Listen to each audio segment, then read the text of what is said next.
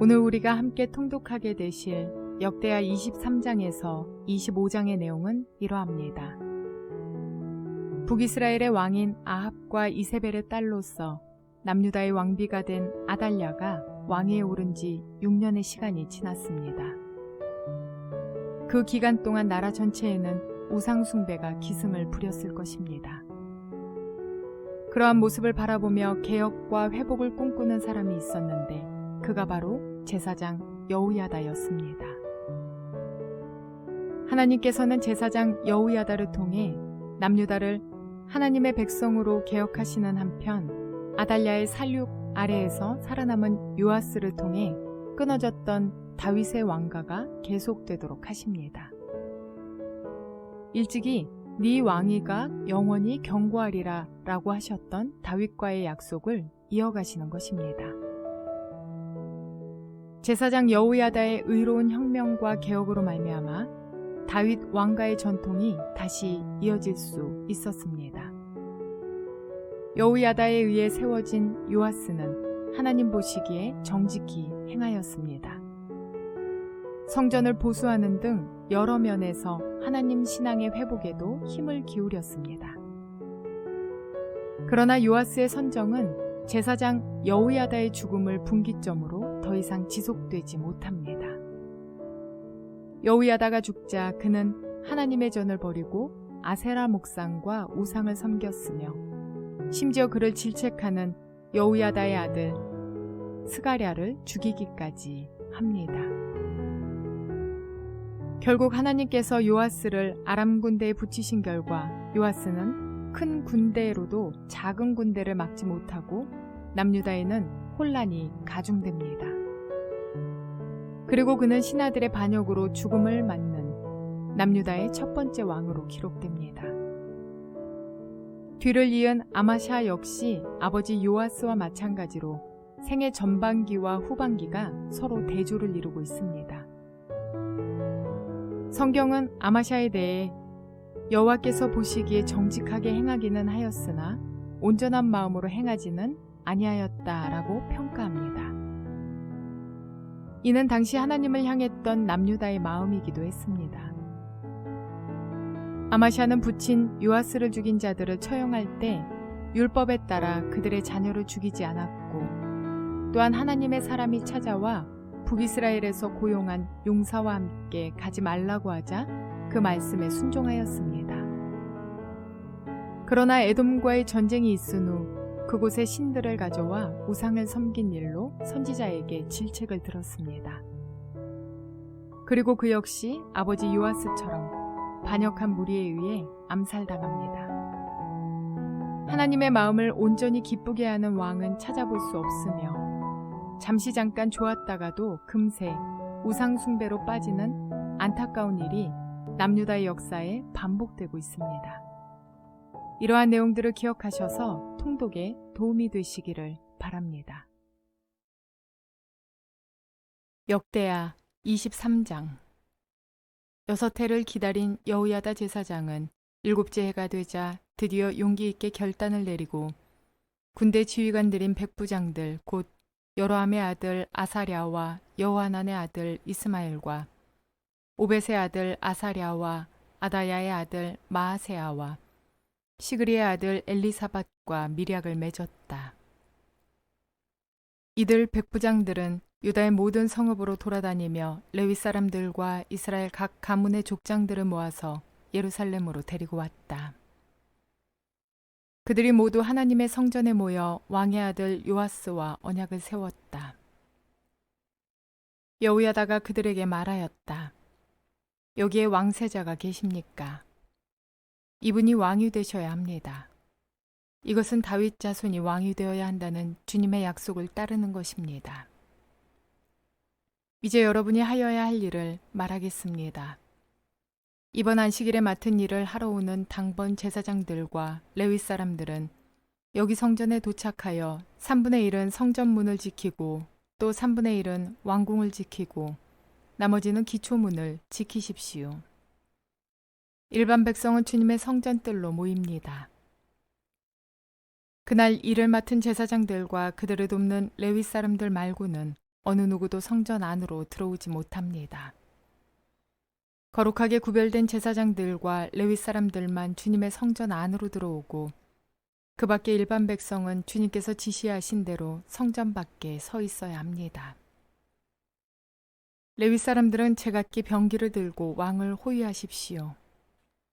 임금님께서 드나드실 때에는 반드시 경호하도록 하십시오.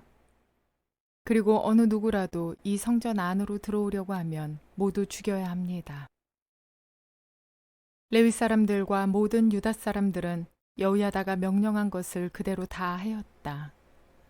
여호야다 제사장이 안식일에 맡은 일을 끝낸 사람들마저 집으로 돌아가지 못하게 붙들어 두었으므로 주의관들은 안식일 당번인 사람들과 비번인 사람들을 다 데리고 있었다.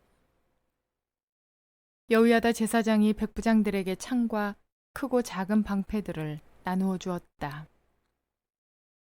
그것들은 다윗 왕의 것으로서 하나님의 성전 안에 간직되어 있던 것들이었다. 그는 또 일반 백성에게도 무기를 들려 성전 남쪽에서 북쪽 끝에 이르기까지 전 지역에 그들을 배치시키고 제단 근처에서나 성전 안에서 왕을 경호하게 하였다. 그런 다음에 여호야다와 그의 아들들이 요아스 왕세자를 데리고 와서 그에게 왕관을 씌우고 왕의 직무를 규정한 규례서를 그에게 주고 기름을 부어 왕으로 삼고 임금님 만세 하고 외쳤다. 아달랴가 백성들이 뛰어다니며 왕을 찬양하는 소리를 듣고 주님의 성전에 모여있는 백성에게로 가서 보니 왕이 성전 어기 기둥 곁에 서 있고 관리들과 나팔수들이 왕을 모시고 서 있으며 나라의 모든 백성이 기뻐하며 나팔을 불고 있고 성전 성가대원들이 각종 악기로 찬양을 인도하고 있었다. 아달랴는 분을 참지 못하고 옷을 찢으며 반역이다 반역이다 하고 외쳤다. 그때 여호야다 제사장이 군대를 거느린 백부장들을 불러내어 그들에게 명령을 내렸다. 저 여자를 대열 밖으로 끌어내시오. 저 여자를 따르는 사람도 모두 칼로 쳐 죽이시오. 여호야다는 주님의 성전 안에서는 그 여자를 죽이지 말라고 하였다. 그래서 그들은 그 여자를 이끌고 왕궁 마레문 어귀로 들어가 거기에서 그 여자를 처형하였다. 그런 다음에 여호야다는 자신과 백성과 왕이 주님의 백성이 되는 언약을 세웠다. 그렇게 하고 난 다음에 모든 백성이 바알 신전으로 몰려가서 그 신전을 허물고 제단들을 뒤엎고 신상들을 완전히 부수어 버렸다. 또 그들은 거기 제단 앞에서 바알의 맏단 제사장을 죽였다. 여호야다는 주님의 성전을 돌보는 일을 정하여 그것을 레위 사람 제사장들이 관리하도록 맡겼다. 모세의 율법에 기록된 대로 주님께 번제를 드리고 즐거운 노래로 주님을 찬양하는 이러한 일들은 본래 다윗이 성전 안에서 일하는 레위 사람 제사장들에게 맡긴 임무였다. 여호야다는 또한 주님의 성전 문마다 문지기를 두어 부정한 사람은 아무도 들어오지 못하게 하였다. 여호야다는 백부장들과 귀족들과 백성의 지도자들과 그 땅의 모든 백성들과 함께 왕을 호위하여 주님의 성전에서 데리고 나와서 윗문을 지나 왕궁으로 가서 왕을 왕자에 앉히니 그 땅의 모든 백성들이 기뻐하였다. 아달랴가 살해된 뒤로 도성은 평온을 되찾았다. 역대하 24장. 요아스가 왕이 되었을 때에 그는 7살이었다. 그는 예루살렘에서 40해 동안 다스렸다. 그의 어머니 시비아는 브에세바 사람이다. 여호야다 제사장이 살아있는 동안에는 요아스가 주님 보시기에 올바르게 다스렸다. 여호야다는 왕에게 두 아내를 추천하였다. 왕과 그 두 아내 사이에서 아들, 딸들이 태어났다. 얼마 뒤에 요아스는 주님의 성전을 새롭게 단장할 마음이 생겨서 제사장들과 레위 사람들을 불러 다음과 같이 지시하였다.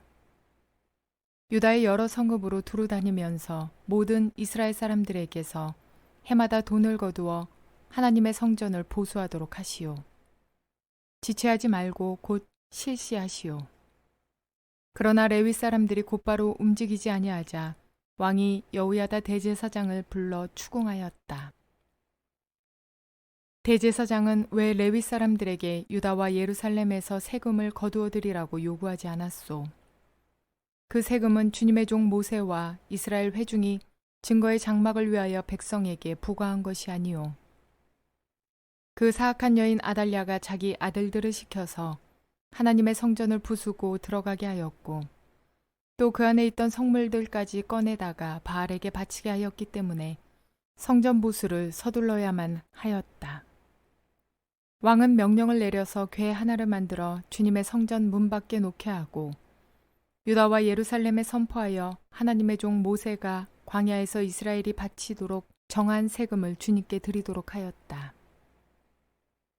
지도자들과 백성이 모두 기꺼이 돈을 가지고 와서 궤가 가득 찰 때까지 거기에 돈을 던져 넣었다.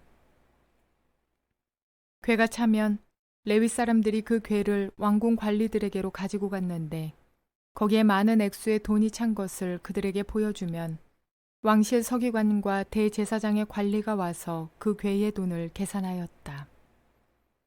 그리고 나면 레위 사람들은 다시 그 궤를 성전 밖 제자리에 가져다 놓곤 하였다.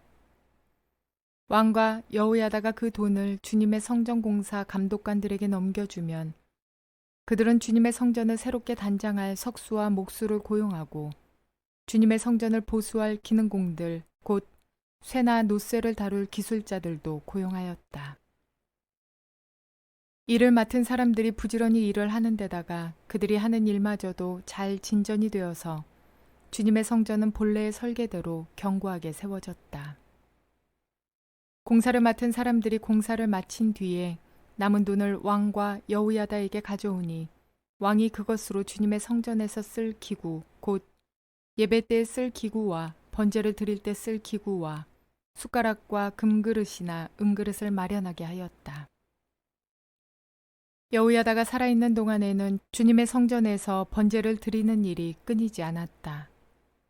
여호야다가 늙어 나이가 차서 죽으니 그가 세상에서 누린 횟수는 130년이었다. 그가 평생 이스라엘 백성과 하나님과 성전을 위하여 좋은 일을 하였다고 해서 사람들은 그를 다윗성 왕실 묘지에 안장하였다. 여호야다 제사장이 죽으니 유다 지도자들이 왕을 부추겨서 자기들의 말을 듣도록 하였다. 백성은 주 조상의 하나님의 성전을 버리고 아세라 목상과 우상을 섬기기 시작하였다. 이러한 죄 때문에 유다와 예루살렘에 하나님의 진노가 내렸다. 주님께서는 백성을 주님께로 돌이키도록 경고하시려고 예언자들을 보내셨지만 백성은 예언자의 말 듣기를 거절하였다. 여호야다 제사장의 아들 스가랴가 하나님의 영에 감동이 되어 백성 앞에 나서서 말하였다. 나 하나님이 말한다. 어찌하여 너희가 주님의 명을 거역하느냐. 너희가 형통하지 못할 것이다. 너희가 주님을 버렸으니 주님께서도 너희를 버리셨다. 그러나 사람들은 그를 없앨 음모를 꾸몄고 드디어 왕의 명령을 따라 주님의 성전뜰에서 그를 돌로 쳐 죽였다. 이렇듯 요아스 왕은 스가랴의 아버지 여호야다가 자기에게 보인 그 충성을 생각하지 않고 그의 아들을 죽였다. 스가랴는 죽으면서 주님께서 이 일을 굽어보시고 갚아주십시오 하고 외쳤다. 해가 바뀔 무렵에 시리아 군대가 요아스를 치러 진군하였다. 그들은 유다와 예루살렘을 점령하고 백성의 지도자들을 죽이고 노략한 물건은 다마스커스에 있는 자기들의 왕에게로 보냈다. 시리아 군대는 수가 얼마 되지 않았다. 그러나 주님께서는 유다 백성이 주 조상의 하나님을 버린 것을 못마땅하게 여기셔서 그 적은 수의 시리아 군대가 유다의 대군과 싸워 이기게 하셨다. 이렇게 요아스에게 심판이 내렸던 것이다. 시리아 군대는 요아스에게 심한 타격을 입히고 물러갔다. 요아스의 신복들은 요아스가 여호야다의 아들 스가랴 제사장을 죽인 일에 반감을 품고 요아스가 잠을 자고 있는 동안에 그를 죽이고 말았다. 요아스는 이렇게 죽고 말았다. 그는 다윗성에 묻히기나 하였으나 왕실 묘지에 안장되지는 못하였다. 요아스에게 반란을 일으킨 사람은 암몬 여인 스마앗의 아들 사밧과 모압 여인 시므릿의 아들 여호사밧이다. 요아스의 아들들의 이야기와 요아스가 중대한 경책을 받은 것과 하나님의 성전을 보수한 사적은 모두 열왕기 주석에 기록되어 있다. 그의 아들 아마샤가 그의 뒤를 이어 왕이 되었다. 역대하 25장. 아마샤가 왕이 되었을 때에 그는 25살이었다. 그는 예루살렘에서 29해 동안 다스렸다. 그의 어머니 여호와따는 예루살렘 사람이다. 그는 주님께서 보시기에 올바른 일을 하였으나 마음을 다하여 하지는 않았다. 왕권을 확고하게 장악한 뒤에 그는 부왕을 살해한 신하들을 처형하였으나 처형받은 신하의 자녀는 죽이지 않았으니 그것은 그가 모세의 책 곧 율법에 기록된 말씀을 따른 것이었다. 거기에는 아버지가 자녀 대신에 처형받아서는 안 되고 또 자녀가 아버지 대신에 처형받아서도 안 된다. 오직 각 사람은 자신이 지은 죄에 따라 처형받아야 한다 하고 말씀하신 주님의 명령이 있다. 아마샤는 유다 지파와 베냐민 지파 사람들을 그들이 소속된 가문별로 군대 단위로 조직하고 그들 위에 군대 지휘관인 천부장과 백부장을 임명하여 세웠다. 이 군대 조직에 편성된 사람들은 20살 이상 된 남자들로서 모두 30만 명이나 되었다. 이 사람들은 창과 방패로 무장하고 전쟁터에 나갈 수 있는 장정들이었다. 이 밖에도 그는 은 100달란트를 주고 북왕국 이스라엘에서 용감한 군인 10만 명을 고용하였다. 그러나 어떤 하나님의 사람이 아마샤에게 가서 말하였다. 임금님께서는 이스라엘 군대를 데리고 가지 마십시오. 주님께서는 북왕국 이스라엘 곧 에브라임 자손과 함께 계시지 않으십니다. 그런데도 임금님께서 북이스라엘 군대를 데리고 출동하시거든 힘써 싸워보십시오. 하나님께서는 임금님이 대적들 앞에서 엎어지게 하실 것입니다. 하나님께서는 임금님을 이기게도 하실 수 있고 지게도 하실 수 있습니다. 아마샤가 하나님의 사람에게 물었다. 북이스라엘 군인을 고용하느라고 지불한 은 100달란트는 어떻게 하면 좋겠습니까? 하나님의 사람이 대답하였다. 주님께서는 그것보다 더 많은 것을 임금님께 주실 수 있습니다. 그래서 아마샤는 에브라임에서 온 군인들을 그들의 고향으로 돌려보냈다. 그들은 유다 사람에 대하여 몹시 불쾌하게 생각하면서 고향으로 돌아갔다. 아마샤는 용기를 내어 출병하였다. 소금 계곡에 이르러서 세일 자손 10,000명을 죽였다. 유다 군대가 또 별도로 10,000명을 산채로 붙잡아서 절벽 위로 끌고 올라가 그 밑으로 떨어뜨리자 그들의 몸이 으스러졌다. 그러는 동안에 아마샤가 전쟁에 함께 데리고 출동하지 않고 되돌려보낸 북이스라엘 군인들은 사마리아와 베토론 사이에 있는 유다의 여러 마을을 약탈하고 사람을 3,000명이나 죽이고 물건도 많이 약탈하였다. 아마샤는 에돔 사람들을 학살하고 돌아올 때 세일 자손의 신상들을 가져와서 자기의 신으로 모시고 그것들 앞에 경배하며 분향하였다.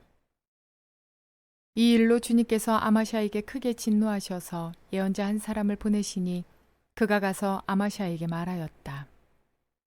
이 신들은 자기들을 섬기는 그 백성들을 임금님의 손에서 건져내지도 못하였는데 임금님께서는 이 신들에게 비신이 어찌된 일입니까? 예언자가 이렇게 말머리를 꺼내는데 왕이 그의 말을 가로막으면서 우리가 언제 너를 왕의 고문으로 추대하였느냐? 맞아 죽지 않으려거든 그쳐라 하고 호통을 쳤다.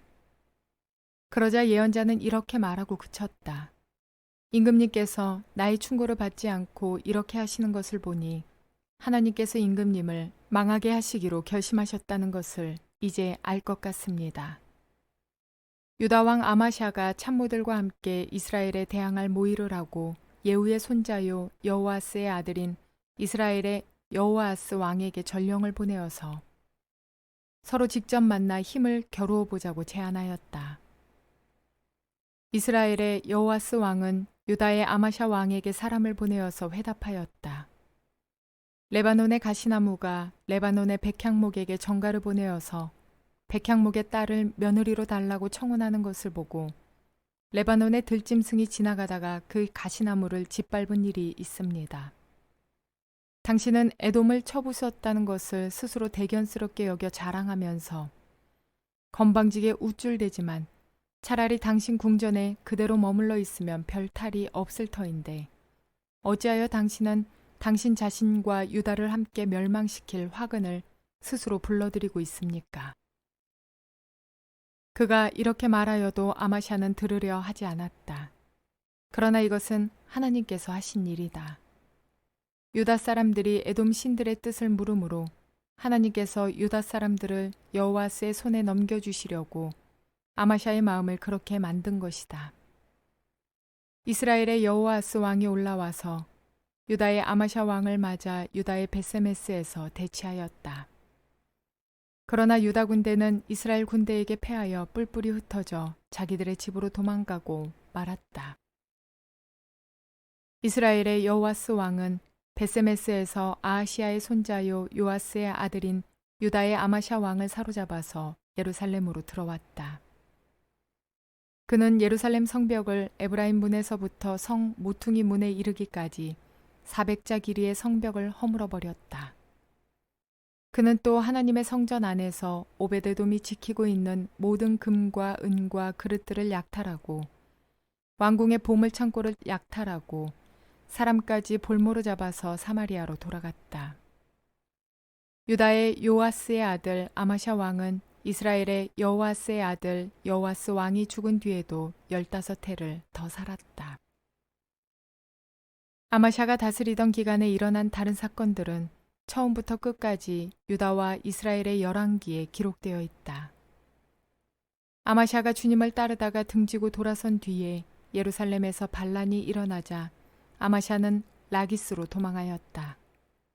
그러나 반란을 일으킨 사람들은 라기스에까지 사람을 보내어 거기에서 그를 죽였고 그의 주검을 말에 싣고 와서 그의 조상들과 함께 다윗성에 장사하였다. 요아스의 행실을 보면서 그의 믿음의 깊이가 얼만큼이었는지 보이는 것 같습니다. 제사장 여호야다가 살아있는 동안에는 주님의 길로 가던 그가 여호야다의 죽음을 기점으로 신앙이 지속되지 못하였습니다. 그의 마음은 길가요 돌짝밭이었을까요? 하나님의 말씀이 주님을 향한 그 신앙이 우리의 마음에 깊이 새겨지기 위해 우리의 마음이 옥토와 같아야 할 것입니다. 내 마음이 옥토와 같기 위해서는 땅을 기경하는 작업이 필요합니다. 깊이 파서 뒤집고 굳혀져 있는 흙을 깨뜨리며 고루 펴는 그 힘든 노동이 바로 땅을 기경하는 작업입니다. 따라서 내 마음이 옥토와 같기 위해서는 회개를 통해 내 마음 깊이 숨겨져 있는 죄의 싹을 뒤집고 나의 자아로 굳혀져 있는 마음을 깨뜨리며 주님의 말씀을 받아 순종할 마음으로 기경하는 작업을 해야 하는 것입니다. 이 모든 것은 내 힘으로가 아닌 성령의 인도하심이 필요합니다. 우리의 신앙이 누군가를 통한 믿음이 된다면 요아스가 여호야다의 죽음을 기점으로 변질된 것과 같이 우리도 그 누군가가 없으면 요아스와 같이 변질되고 마는 것입니다. 따라서 우리는 예수 그리스도를 통한 믿음이요 굳건한 신앙의 자리에 서야 할 것입니다. 그러기 위해서 누군가를 통해 보여지는 예수님이 아니라 내가 만난 예수님과 함께 동행하는 삶을 살아가는 그리스도인 되시기를 바랍니다. 그렇게 사람을 의지하다가 믿음을 저버리는 자들이 아니라 나와 함께 하시는 주님을 의지하며 나의 믿음을 지켜내는 저와 여러분 모두가 되시기를 주님의 이름으로 축원을 드립니다.